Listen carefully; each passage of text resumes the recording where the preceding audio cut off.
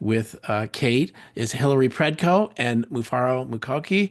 And Mufaro gets a gold star from being calling in from Zimbabwe. Very late at night.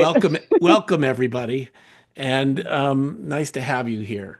Let's just look at a few others. Gary from Rhode Island, a couple of Chris from Minnesota, Danielle from New Jersey. Some people have had experience making wearables, if you see in the chat. Michael from Pebble Beach, Ted is from Toronto. Hey, and let's see who we got here. And Amy's from Toronto. So we have a good turnout from Toronto. You're the hometown of OCAD, right? So, hmm Kate, how are you? I'm okay. I'm okay. Yeah, we Now, are just we had a, seeing a real screen or is that a photograph of your lab in the background? I was gonna go home tonight and use a photograph, but this is the real thing. No, really, that's great. That's Yeah. fantastic. Okay, we get Yeah. to see how it really looks. Um, Yes. so, uh, Kate, you did a first edition of the book. I don't remember what year it was. It probably doesn't matter, but it had a very dark cover. I know from that. But I'm really happy with the way this new book has turned out. And maybe give us a little bit of your background and how you got into wearable electronics, and what you saw there. Sure. Yeah. And actually, just a tiny bit more of my story is in the second edition. Thanks to the encouragement of my awesome editor, Kevin Toyama. Yeah. Um, but yeah, I originally studied film and electronic arts, so like avant-garde and video art, and but then wanted to make interactive experiences. So that's how I ended up at ITP. And somehow moved away from like making images to making experiences. And when I wanted to make experiences that were very close to people, wearable electronics turned out to be a really fun way to do that. So yeah, when I was a student at ITP, I learned about physical computing and wearable electronics, and eventually went from being a student in those things to teaching them. Yeah. What did you do before that, before ITP? I was a young person, like I went to college and then I actually worked as a film librarian for a couple of years at Bard College, and then I went to ITP. So the reason I asked that kind of because it's kind of curious to me. I mean, I'm presuming almost you probably didn't have a lot of technical background coming into ITP, did you? Um, I Or mean, maybe I had film? like digital video and stuff Right, like that, but right. I remember trying, like I sat in on a course that used like Max MSP or something like that. But I was like trying to learn about sensors and I couldn't find anyone to teach me about sensors. And so I looked for MFA programs that would help me learn how to make things with electronics in weird Great, ways. great. And so, for people that don't know ITP, it's a one of a kind place, really, especially when it was getting started. You wouldn't find these kind of things everywhere at every sort of graduate school or master's program. And what attracted you to that to ITP? I think it was a combination of seeing the course titles, like they just all sounded like these kind of magical experiences, and then also the vibe of the space itself. So at the time, it was in a relatively small space for 200 people, and it just created this buzz and this energy. And there was like a shop and all these computer labs and all these different things, and people just like working together, and it just had a very attractive quality to it where I was like, I want to be here. No, that's great. Great. Have you to some degree recreated a part of that at OCAD, the social Yeah, body lab? yeah. I mean, I moved to Toronto to be one of the founding faculty for the Digital Futures program. And so we have both an undergraduate and a graduate program. And it's been really amazing just seeing all the different people who have come through. And just a lot of former students, as we'll see today, have turned into current and past and future collaborators. So it's quite vibrant. And then Social Body Lab is just like a special place to me. And it's been a pleasure to have the opportunity to co-create, that kind of space and community over the years. That's great. Well, let's welcome Hillary and Mufaro. Hillary, would you tell us a little bit about yourself? Yeah, certainly. So, hi everyone. Thanks for having me. My name is Hillary Predko, and I'm an artist and designer who, really got into this stuff as one of Kate's students at OCAD. I was never part of Digital Futures. I was actually studying in a very traditional textile design degree. And, many of Kate's courses and the wearables courses at OCAD are open to people from different disciplines. And I had never touched electronics. I'd never soldered anything. I think Kate gave us Soldering is Fun by Mitch Altman, the comic, and that is 100%. I read that. I showed up for class. I tried soldering. And yeah, this was probably somewhere in the neighborhood of 15 years ago. So in the intervening years, I've gotten very into using technology in my artwork, and that was really like this kind of inflection point. So I also helped Kate with the first edition of the book right after I graduated Oh, from okay. OCAD. So it's been a nice full circle experience to get to contribute on this edition. I helped Kate as the outreach coordinator, which was incredibly fun. One really nice addition to the new edition is these end of chapter galleries. So, kind of going out into the wearables community at large and connecting with artists and designers and makers and scientists who are using the techniques that, the chapters talk about how you could do it, everything like this. And then there's all of these examples of how people have applied this. And yeah, I think one thing that's so exciting about wearables as a practice is that it's like everything from conceptual art to data logging for really practical purposes. And like, yeah, the body is just, it's always there. It's always part of us. And the ways and reasons people might want to interface with bodies are so Pe various. people in the Anyways. chat, people in the chat are liking the poster behind you. Oh, Uh, thanks. Yeah, this is like my I think it's like a I don't know, it's some kind of code reader thing. it's well, I thought it might be for Oh, a someone's got the answer. loom. 8-bit ASCII teletype tape. All right. Okay, all right. There we go. Alan, Yeah, I just looked at it because it was a flea Don market. I advice. love those Well, guys. Thank thank you. you. Glad to have you, Hillary. Thank you. Mufaro, tell us a bit about yourself. Okay, sure. Hi, thank you for having me. I am Mufaro. I am Zimbabwean, but I am currently based in Toronto. I'm visiting home right now, so it's good to be here. But this is where my journey started. I'm a fashion designer. I have a strong fashion design background, but somewhere in the middle there, I found myself in the digital features program, which was I was drawn to it because there was a time in fashion when digital fashion was a big thing, the avatars, the on-screen fashion, which we thought was the Oh, future. right. Hmm. But as I got into the digital futures program, and I think it's just maybe the maker or the artist in me, the one who wants to make things with her hands. Like I think the working with electronics, I was really drawn to it. I don't know how practical it was at the time, but when you're just drawn to something, and it just naturally, well, I don't know if it naturally comes to me because I find Arduino very hard, but I really enjoyed the results, like what you could make out of it. Especially for me in fashion, it's all about the gaze, the things that you can see. So I think servos became a very fascinating thing for me that I was working with, trying to achieve a visual effect that was not necessarily the result, but in a good way. Um, yeah, and Kate was my supervisor as I was working on my thesis, and it was such an amazing journey. And the outcome was something that I wouldn't have imagined, but that was really awesome. And it was really great working with Kate. And then to even get to work on her book. I remember when I was taking the wearable technology module, we were using her textbook, and I was like enamored by her. And I didn't even think I would get to meet her and then work on her book on top of that. It was an amazing experience. That's great. Yeah. That's great.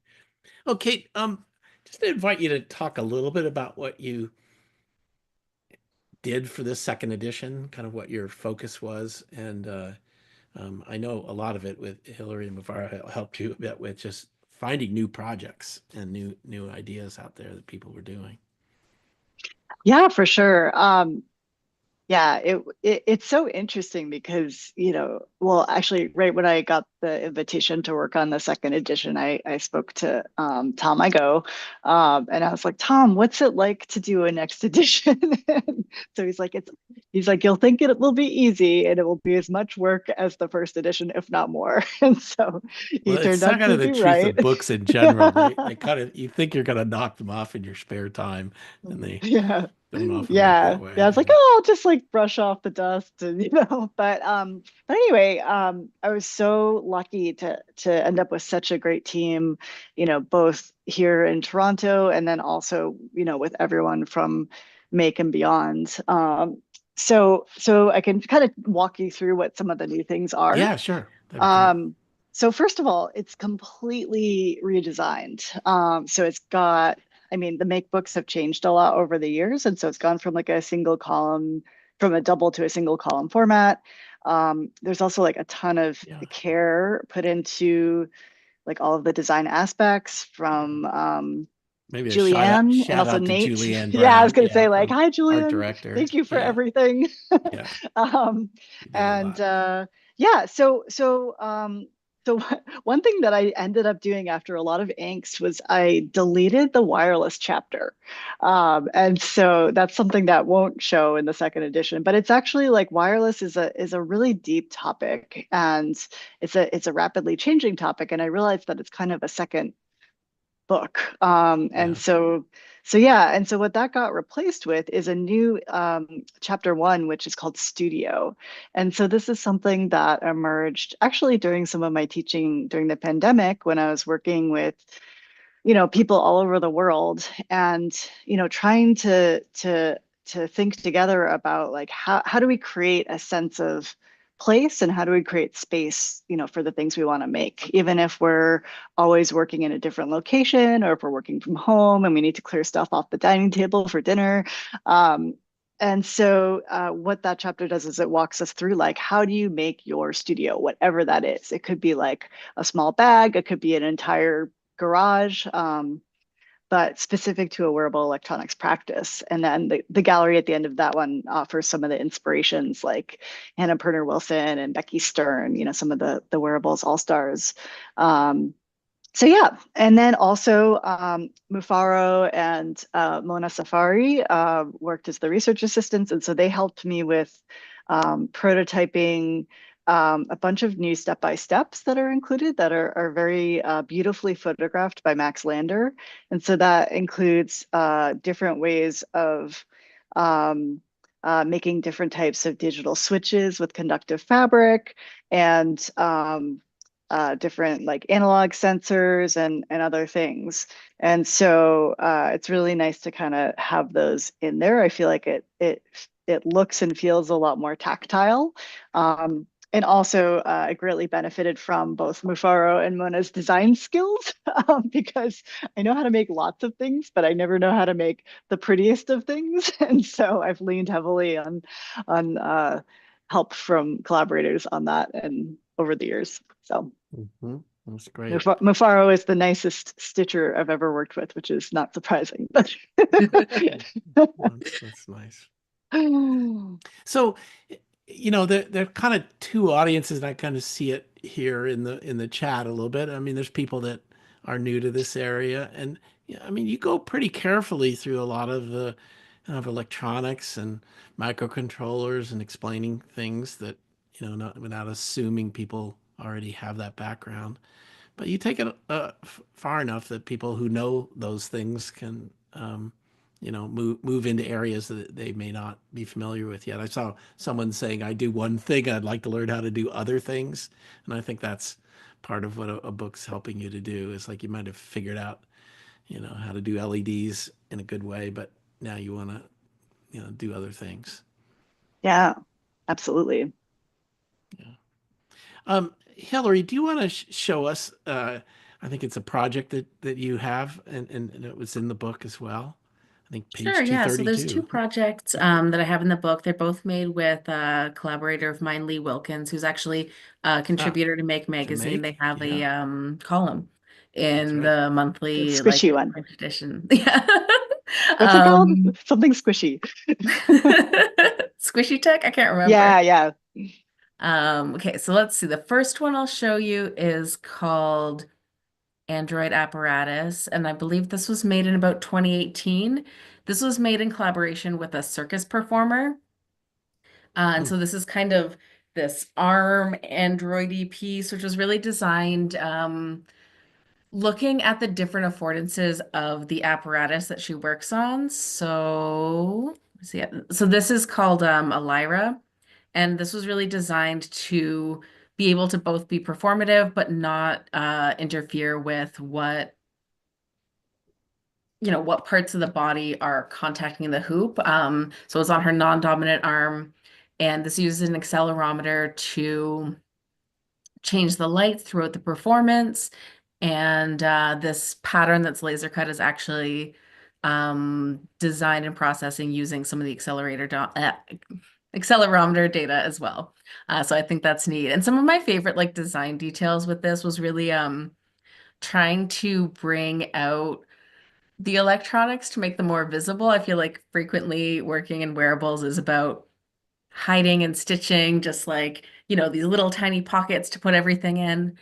So with this, Lee and I were really having fun with bringing everything forward. These ribbon cables, we are not using every single line there. We're just also, rolling with the aesthetic. And I don't have a photo from our fancy photo shoot that shows this as well, but the flora on the chest, like we're just fully went with it. We're like, just put the flora right out there, bring the Floor is the microcontroller to board the that you're talking center. about there, right? The board. Yeah, the microcontroller on the chest there. So yeah, this is a very fun piece. I like it a lot. And let's stop this share and I'll just bring up a different application Hillary, for before you move on, how did you get involved in that project? oh gosh, that one was actually a bit of a weird one. That was the introduction was initially made to the circus artist through this collaboration that was called Circuit, really cute name, where wearable technology creators and circus performers would create works together. But the show never came together. But Lee and I really loved the performer who we met, whose name I unfortunately cannot remember off the top of my head. But so we just Vanita. Vanita is the model. She's not the Oh, original oh, Lyra oh. performer we started Got working it. with. Um, she moved away before the piece was done. It was just one of those funny things. We like got the ball rolling and we were so excited about it that we just finished the piece without having an end goal for it. But it ended up being exhibited a bunch of places. Yeah, and like other circus performers have worn it and performed it in a lot. That woman, Vanita, she for a while she was like showing up for all sorts of stuff with us. She was coming to like different events and performances, so that was really wonderful.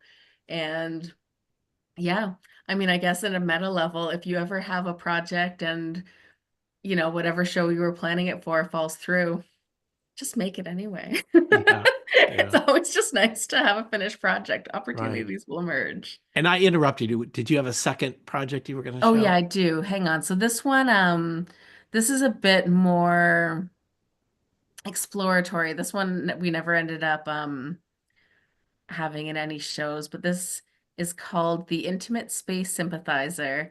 And the idea is it has a GPS module that's tracking when the International Space Station is overhead, and then it starts to heat up and it will kind of warm on your body to tell you that ISS is overhead. Hang on, the video didn't start.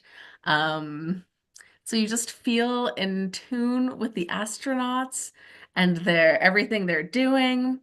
And so this has a LCD chromatic thermochromic pigment. So this cycles through 12 colors. It's basically a mood ring.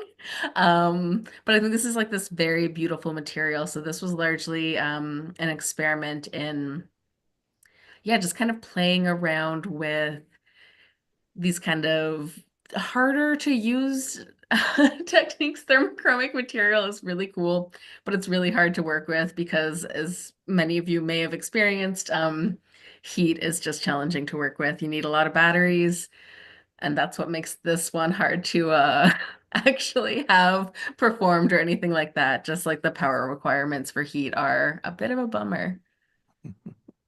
Okay, thank you, Hillary. But Thanks. Mufaro, do you want to talk about a couple of your projects? Okay, thank you. I'm sharing one project which Okay. it came from my thesis research, and I feel like it's spilled on to everything I've done after that because I like to be inspired by the same things. Um, okay. Can you see my screen? Not yet. There we go. Now we can. Okay. Yes. So my thesis project was it basically started from a data point of view. I was looking at data because that was something that was new, that was introduced to me. Like many people, data was always something intimidating and boring too. But when I took the data visualization class at OCAD, it was very interesting how they make all these visualizations trying to communicate complex information in a simplified way so that, anyone could understand it. And so that really fascinated me, especially when we got to physicalizing data, trying to communicate that information in a physical way. So I really wanted to try and see what I could do with my personal knowledge where I'm strongest. Like I said, I have a fashion design background, and with that and with working with Kate, because I always knew that I liked working with electronics, and that whole journey led me, it was a whole journey, a whole amazing journey. It led me to a final project where I looked at a very simple data set, which was study permit rejection rates that I organized according to the average of each continent. So I took this data and represented it in the form of what you see here is almost like a corset that I kind of almost sometimes refer to as like a heart. So I wanted this corset to represent this average rejection rate for the continent. So each corset is the rejection rate of the continent. So that rejection rate is mapped to the corset in terms of the size, so how much it covers the torso. So if it's an 80% rejection rate, it covers 80% of the torso. But also it was embedded with a servo inside that moves like a heartbeat, but the speed of it is also mapped to the rejection rate. So if it is a high rejection rate, the servo is moving faster. If it's a lower rejection rate, the servo is moving slower. So it was almost playing around with the idea of, oh yeah, these were on display and people could try them on and interact. So it was playing around with the idea of if you were to wear this and you could feel like, what is this heartbeat almost? And you can feel the rejection rate. Could you almost empathize with the experience of that person who's going to experience this chance of being 67% rejected, through this application process? So I think my main goal was the idea of empathy. That was the main driver, which is why I think I ended up really wanting them to look like hearts. The fabric choice was wanting to, emulate a heart. The movements trying to emulate a heart. Could we play around with the idea of trying to induce empathy in people and try to get them to care more? So that was what these represented. And because you could try them on, people could try them on and interact, and you could really feel the movement and talk about your experience. And so it made it also a platform where you could have conversations on the subject matter and what you were feeling. And there were many, many different, so much feedback, so much different feedback. People were talking about feeling anxious when it was faster and feeling anxious when it was slower, which was surprising too. Some people thought it reminded them of a baby or a dog that you need to take care of, which was great because that was what I was trying to go for, the idea of caring for people a little bit more. And, it was very, very insightful. Yes, a very interactive experience. And then after that, I ended up showcasing this on Fashion Art Toronto on the runway, which was also insightful in its own way. Like I said, in fashion, it's all about what you see. But what this project ended up being was more about what you feel. So you couldn't really see the movement on the runway, but it was really, I think working with electronics or the digital has really forced me to think outside of the conventions of fashion, where, you think beyond the gaze. Now you have to think about the wearer more than you actually think about the people that can see the people, that can see what you're wearing. So like I've just gone with this theme beyond, even when I'm not working with electronics, the idea of empathy just, it brings life to me. So yeah, yeah, that's maybe I can stop sharing that. Good for you. Thank you. Anna I'm asked, so curious. where Can you did you just get? talk a bit about how they were constructed and also like that last runway piece? Like, did you make that dress at all? It's stunning. Or like, is the arms are just connected to the body? Like, I'm obsessed with it. Oh wow, yes, yes, I did. Thank you. I made that. So it was continuing with the same thing of the idea of being an immigrant, being restricted, being, navigating life that way. That was the runway piece. I've made many other runway pieces like that. The process of making that, you can clarify if I misunderstood exactly how you want me to explain that. But for me, I think I really came from a very fashion oriented understanding, which helped me quite a lot in terms of, because when you're working with the body, you want it to be very wearable. So I really took my foundations in fashion and pattern making and trying to construct something that fits the body and is comfortable and is easy for people to accept, because that's the thing you need to consider when it comes to wearables, how people would easily accept something. So that really helped, that construction, making it soft enough and comfortable enough. And then figuring out where to fit the electronics. So the server is literally like right inside, in between the layers of fabric. And in the experience, you can also almost hear the servo. It makes it almost sound like a heartbeat naturally for some reason. And we ended up putting straps on it instead of making it a whole entirely covered garment, because um, it made it easy for people of different sizes to try it on, which was an important part of the experience, that anyone could actually try on any of these, and it involved anyone in the experience too. Um, I don't know if I missed anything from that question. One last thing I'm curious about is, it's like this kind of pleated, shaped, beautifully draped covering. Like, is Mhm. it leather? Is it what? Yeah, what is that piece? It's a faux leather. Yeah, it's just like a pleather, a faux leather, but it was meant to emulate leather, which is the idea of like flesh almost, which I feel like is really reminiscent of like what I was trying to go for, like a heart. It was all happy accidents, which was the great thing about this experience.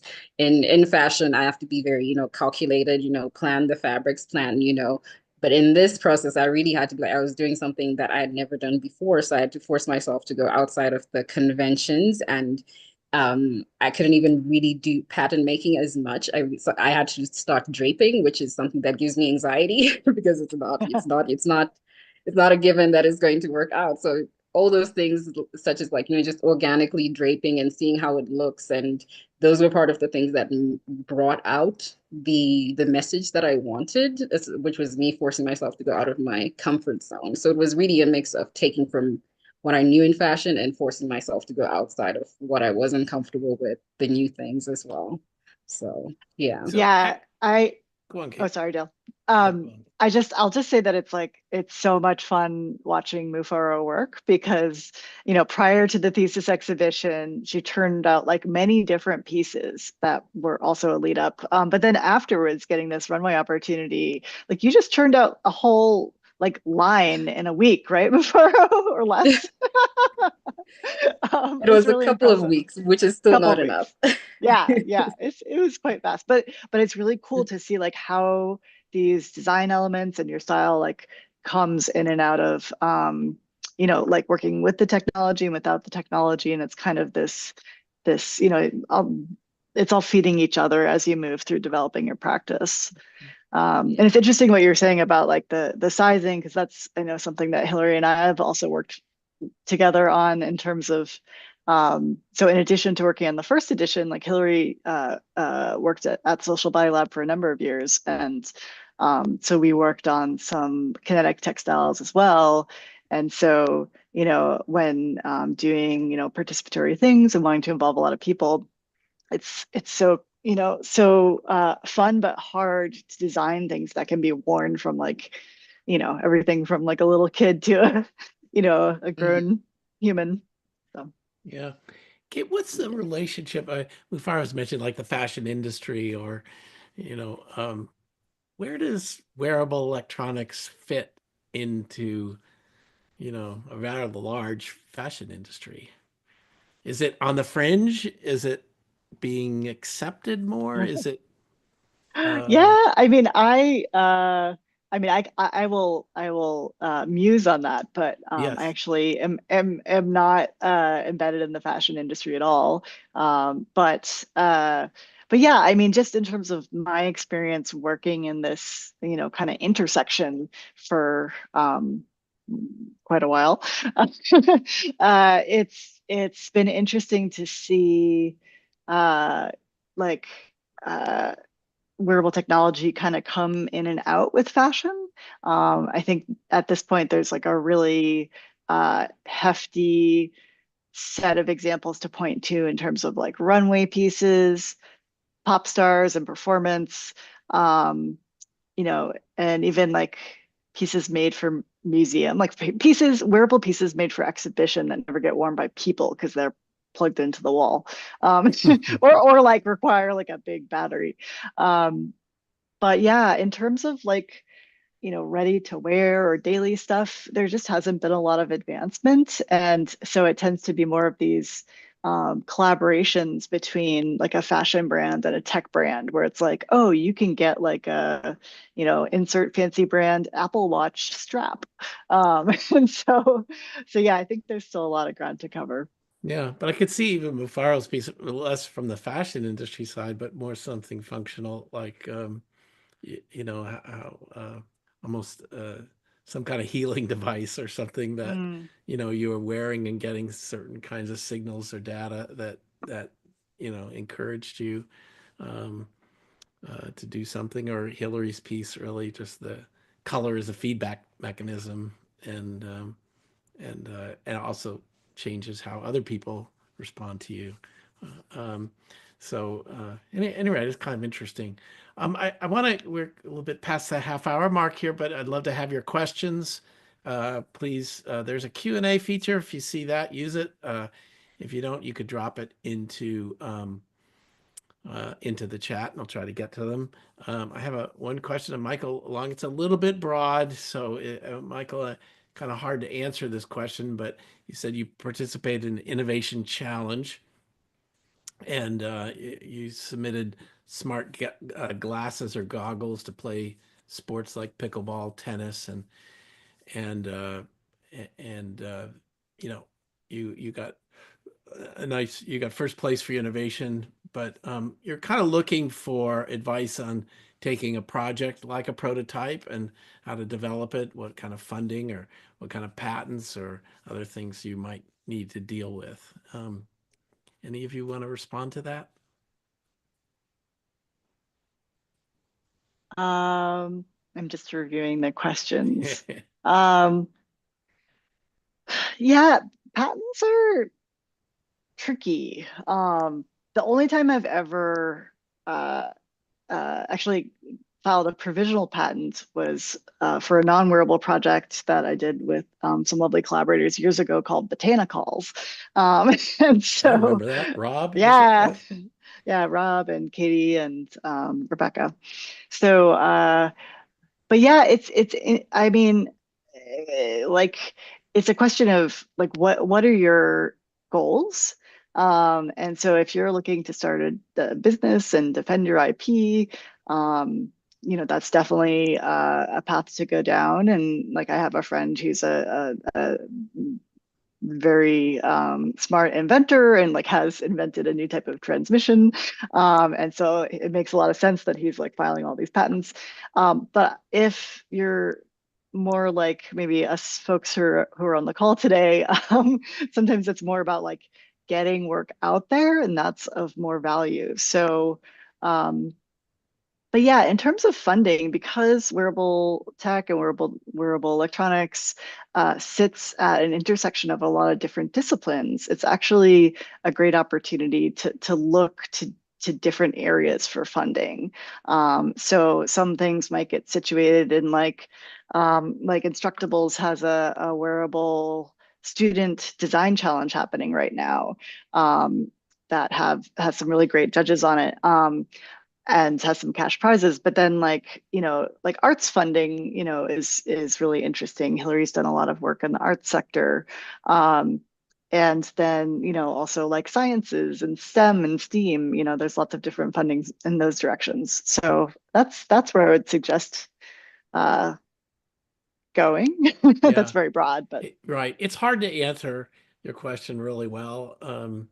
But we encourage you to try, And I would say a couple with Kate's answer, kind of over the years I've seen inventors and makers, and the inventors sometimes end up, they're very secretive, and they think people are going to steal you know, what their invention is, and they have every right to be wary.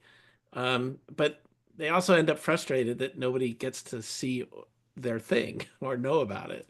And I think the default for makers often is to share it and find out if people are interested in it, and then go down the road, and people doing Kickstarters or other things like that. As part of it is you have to share it and talk to people in order to kind of get it out there. So good luck with your smart glasses and goggles. We had a few comments on there. The let's see. So someone asked where did it disappear to. A couple of good questions in here, but one was about washing wearable electronics. How do I you? typed an answer and apparently that makes them go away, which wasn't my Oh, okay. I thought I goal. saw it, and oh, then it goes where it goes. But I think it I was sent someone Becky named Stern's Bruce. resources, but What there's did more to say, then Kate, I'm answer it, sure. Hillary? Go ahead. What did you say, Hillary? Oh, I just shared a link. Becky Stern's got some really great resources for washing wearable electronics. She's got like videos and some tutorials, which are linked in the appendix of Kate's book. Okay, But yeah, I good. don't know if you want to give some Coles notes on techniques, Kate. I think it's all about like, what can get wet. And so there are ways to, like a lot of the kind of wearable circuit boards are designed to be hand washable. And it's also like, is it a prototype or is it a final product? And so, but really, for me, one of the keys to washability is just modularity. Like you need to be able to take stuff apart and wash the stretchy stuff that gets sticky, and like put the hard stuff to the side and then put them back together again. So, I mean, obviously, from a research perspective, and also like a product development perspective, there's a lot more being done with electronics and circuitry and resistive materials and all of that being incorporated into a textile itself. But in most cases, unless it's like a research lab project, you'll see what I like to call the little black box, which is like the thing that's probably attached by snaps or some kind of ribbon cable or something like that that gets unplugged. So yeah, like there are definitely some like very cool research projects happening out there that are, actually like putting, building things into yarns and all of that. But for people, like creating projects on a one-off basis, I think modularity is a really good way to make your project washable. Okay, a couple other questions here. Julia asked, what future do you see for handicrafts analog art forms like sewing or crochet in electronic wearables?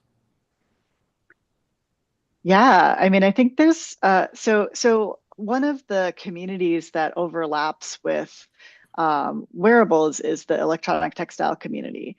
And so there's just so many cool people doing just like beautiful, beautiful work with weaving and crocheting and knitting and all of these things, working with conductive and resistive yarns and kind of like building that into circuits. I think there's an exhibition happening at New York University right now that I'm blanking on the name of, but it's organized by some of the folks who run Electronic Textile Camp. And so they have just like all kinds of amazing what they call swatches, which is just samples of different textile approaches to working with electronics. So yeah, I think like we're seeing that on the handmade scale, but then also we're seeing it on the industrial scale. So like there's a company outside of Toronto that has like gorgeous, circular knitting machines that incorporate everything. So yeah. And not to mention, I mean, you have a chapter in the book on conductive materials. So yeah. just using traditional techniques with conductive materials. Danielle asks, would appreciate his suggestions for developing a program for high school students. Extracurricular intensive courses, a place to begin. Have you seen anything out there for?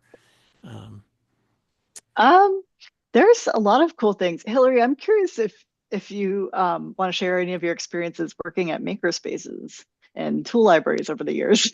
Yeah. Yeah, I mean, one thing that immediately comes to mind with that is like starting with the materials rather than the computers. Like I think one thing that's really fun with wearables particularly is because it's so body based. Like if you just jump into like, okay, well, we're going to program an Arduino and it's going to be a sensor that we put on our elbow. Like that's good and that's fine. And, I think high school students can get a lot out of learning Arduino, but like sometimes you need to get people to the why they're excited about learning it, because like downloading a bunch of packages and installing libraries and then having, it's not finding the right serial port. Those aren't exactly things that like 15-year-olds are likely to be really excited about. So you need like that thing that pushes them to put up with serial port issues. And yeah, like I think getting materials going, making simple circuits. One thing that is really fun to do in wearables classes. Like I think Kate did this potentially in a class I took and in classes I've taught. I've done it as well, is like just making the simplest circuits as switches that like people have to interact with to close, and it just becomes bracelets and things. So right? funny Right. and so Yeah. fun. Yeah. So I think people get really excited about that. And yeah, just making things as interactive as possible. And then you can kind of start layering on more and more technology and more layers, but just making it interactive, making it fun. Yeah.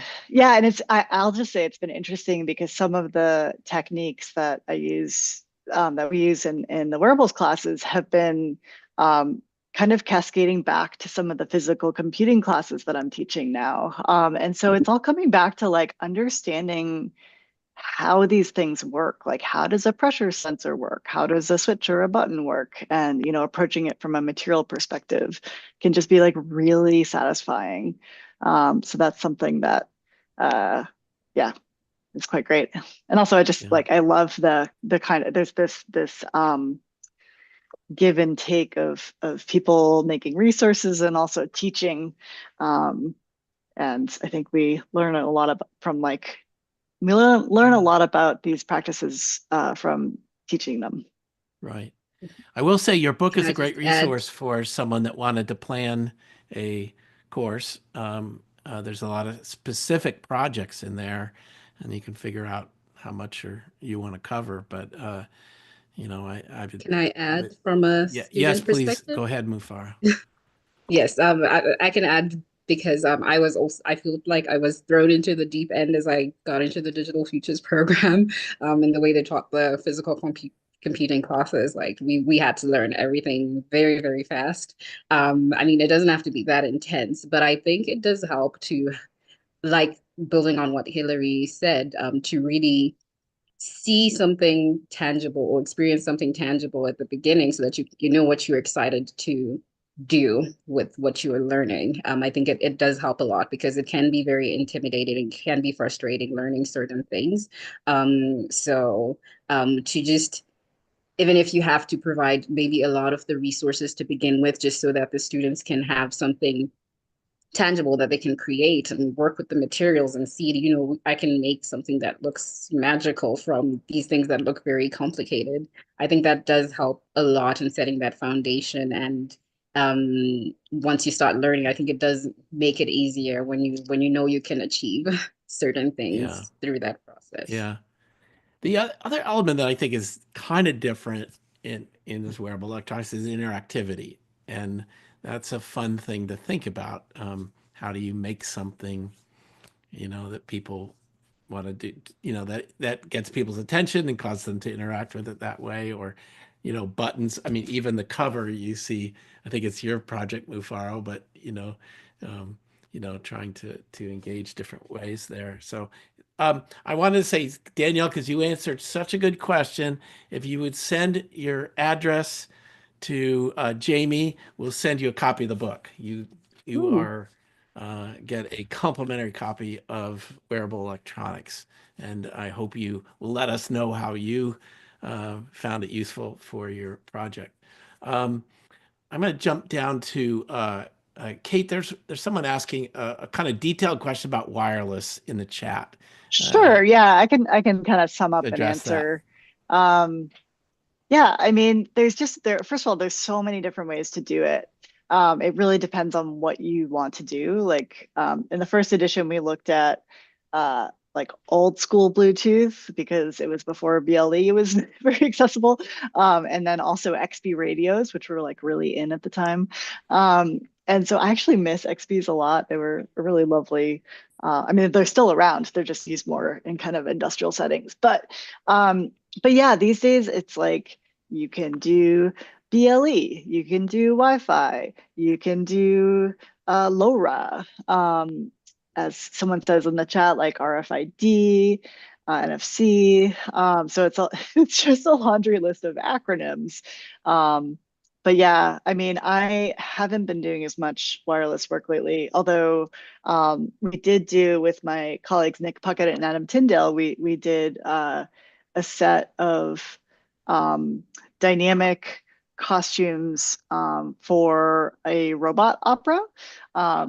And so we had like up to 30 devices on stage that were networked. And actually, this is one of them here. And actually, here, I can show you a photo. This is the robot costumes on stage. But we used Wi-Fi. We used Wi-Fi and a local router, and it worked very nicely. So yeah, there's many ways to approach it. It just depends on your situation. Okay. Malcolm asks another kind of technical question about have you basically used RFID readers or things? Yeah, I have not used RFID readers in any of my own projects. I have I have students who've worked with it. Yeah. Yeah. Okay, good. All right. And You were, I think, Dale, earlier you were asking about like how this might be used in a class setting, the book, which I'll just say that this is basically like all my notes from teaching wearable electronics for many years. yeah. And so what was great coming back to the first edition and starting to like take it apart and update it is I was like, oh my gosh, I've learned so much. And so it's Yeah. nice to have an And opportunity to reflect. yeah. And I'd say, a couple of things that are in the book. It's just, there's so many projects that can be inspiration for others to think about that. I have to bring up, was it your porcupine? What is it called? Oh Kate, yeah. your So porcupine we had uh, an event last vest. night at OCAD, and so part of it was we did a workshop where everyone got some of these cardboard spikes, and so by the end of the evening, everyone was adorned in porcupine wearables, and so we had a nice, kind of gallery social interaction transformed. And yeah, I think for me, like Hillary was saying, kind of getting back to the electronics, sorry, getting back to the materials. I started making some wearables that have no electronics because there's many ways in which we can expand our expressiveness just through materials themselves, which we Yeah. see actually a lot in Mufaro's work. Yeah. And that is really, I think, one of the overriding things is expressiveness. I mean, that's what you're trying to get at and using every kind of method you can figure out. Anna asked, do you know of examples of cool art jewelry that incorporate wearable electronics? She says that I find the size of boards and power is always a constraint. Any thoughts about that? Mufaro or Hillary, do either of you want to take that? Mm.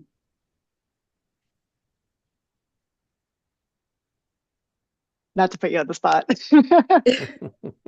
Hillary, you look. Oh, I mean, not a lot immediately comes to mind. There is only maybe one jewelry project in the galleries in the book that I can think of off the top of my head, and they were rather large. It's not necessarily like everyday wearing jewelry, but I will try to pull that project up. It'll just take me a minute, and I can send it in the chat. But yeah, no, I think you really nailed it. The size of the boards and the size of the power requirements does not make for it's not easy to make jewelry that's wearable for like every day in a fashion context, unless it's, yeah, more performative, more kind of out there for a party or a rave or something like that. So nothing immediately comes to mind.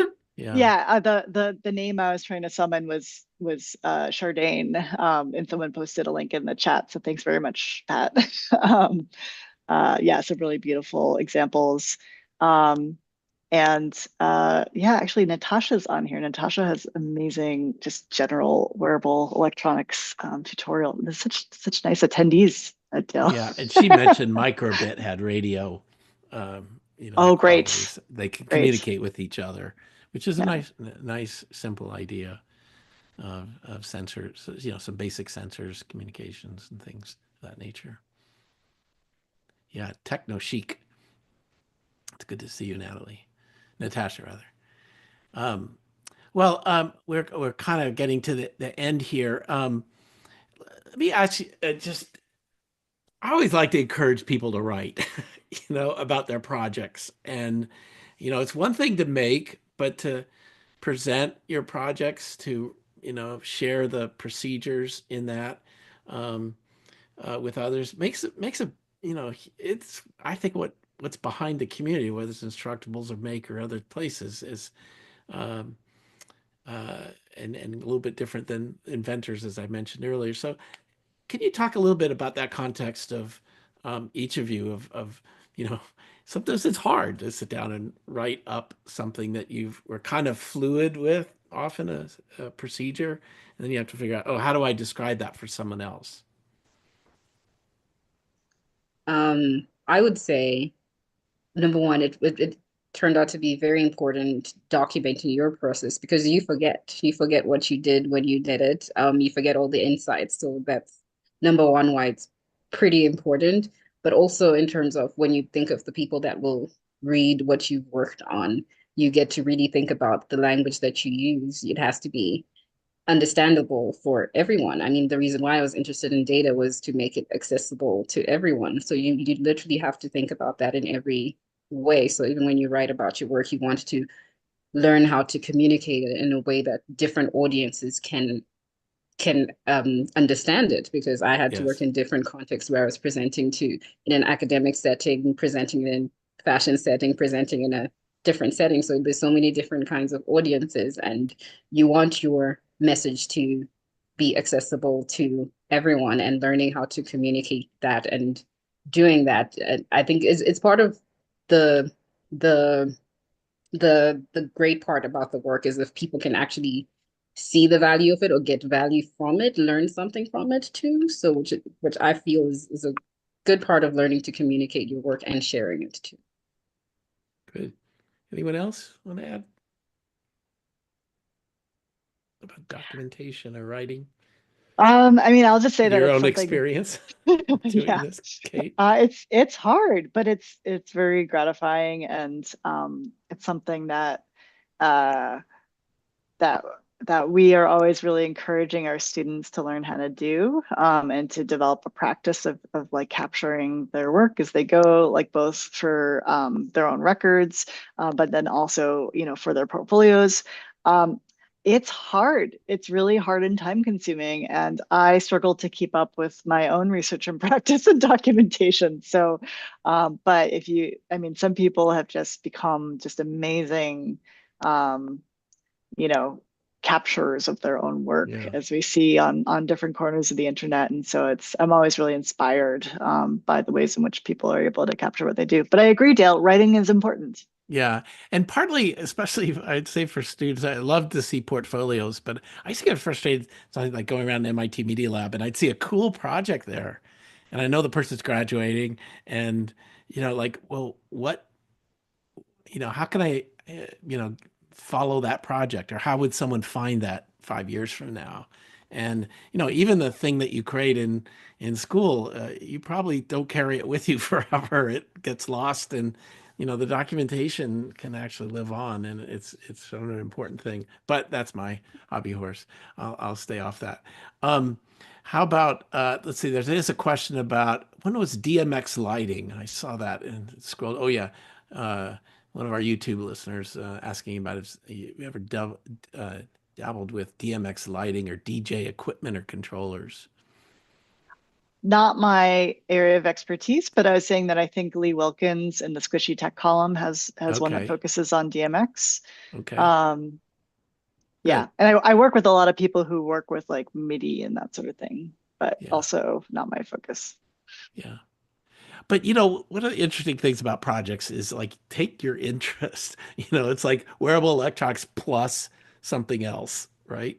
And that's Yeah. how you create a new field, a new area, a new project. So well, at any rate, we're past 5. I want to thank everybody for their time. Oh, Juan, you have a good question. Maybe we'll use that as the final question for each of you. What are you excited about making now? What's your next project that you're thinking about? Mufaro? Um, I have an answer and not an answer at the same time. Like I don't have an idea of what the project is, but because I've been very much interested in storytelling and communicating something I'm passionate about. So this with from my project, I was interested in empathy and communicating that. I think I am just excited about continuing with that storytelling journey because it's also been an enlightening journey for me to learn the things that are important to me or the things that I feel like should be important to people around me. So I'm really excited to continue on that journey of storytelling, learning how to do that through fashion and hopefully transform the fashion industry. And because I feel like there are problems there. So I'm excited to make more of a cultural change. Okay, Hmm. good. Hillary? I just bought a CNC machine, so I'm really excited to Ooh. work on my CAD and CAM skills and make stuff on that. Good. Let us know how you do. Kate, how about you? I am Now that you're done with the really, book. I know, right? Well, I'm excited. I'm excited to make things again, which is a funny thing to say. But we have a new knitting machine, a Knitterate, which I have just not gotten to spend. Yeah, Hillary, come over. Yeah, we can Yeah, machine swap. Well, yeah, not actually physically moving them because obviously that's yeah, hard, but dude. yeah, dude. So yeah, I would like to spend some proper time getting to know the Knitterate, which have started with several times, but it's time to go steady. So Okay, good, good. Well, thank you all for participating today. And Kate, congratulations, and Hillary and Mufara, thank you for your contributions to the book as well and to the session here today. Thank you everybody for joining us. Almost over 100 people at different times. Some great recognizable names there. We thank you all for joining. I hope you take something away from this and check out, really pass the word about Kate's book. I think it could open the doors to lots of new makers, and I'm excited about that. So